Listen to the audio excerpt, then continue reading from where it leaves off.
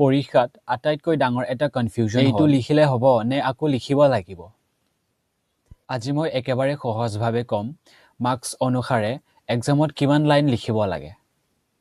1 মাৰ্কৰ কোৱেশ্চনৰ বাবে মাত্ৰ এটা স্পষ্ট লাইন লিখিলে যথেষ্ট ডাইৰেক্ট এনসাৰ লিখিবা ডেফিনেশ্যন বা ফেক হ'ব পাৰে আৰু কোনো এক্সট্ৰা এক্সপ্লেনেশ্যন নালাগে এটা লাইন বা এটা পইণ্ট তাতে শেষ বেছি লিখিলে কোনো এক্সট্ৰা মাৰ্কছ নাপাবা ওকে কাৰণ যেহেতু কি খুদিছে কোৱেশ্চনৰ কি খুদিছে সেইটোহে লিখিবা 2 মাৰ্কৰ কোৱেশ্চনৰ বাবে দুটাৰ পৰা তিনিটা লাইন লিখিলে যথেষ্ট শৰ্ট এক্সপ্লেনেশ্যন লিখিবা বা দুটা স্পষ্ট পইণ্ট লিখিবা ওকে আৰু প্ৰতিটো নতুন পইণ্টত লিখিলে ভাল ওকে 3 মাৰ্কছৰ কোৱেশ্চনৰ বাবে 3 পৰা 4টা লাইন লিখিবা ষ্ট্ৰাকচাৰত এটা শৰ্ট ইন্ট্ৰডাকচন দিবা দুটা বা তিনিটা পইণ্ট লিখিবা আৰু প্যাৰাগ্ৰাফটো সৰু ৰাখিবা ওকে পইণ্টবোৰ স্পষ্ট ৰাখিবা আৰু 5 মাৰ্কৰ কোৱেশ্চনৰ বাবে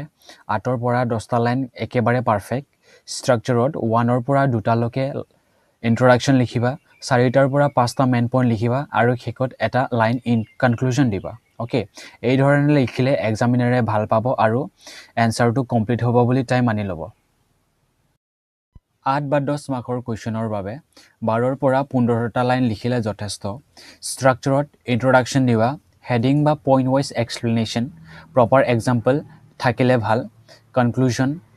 আৰু বেছি লিখাৰ দৰকাৰ নাই কিন্তু এনসাৰ সম্পূৰ্ণ দেখাব লাগিব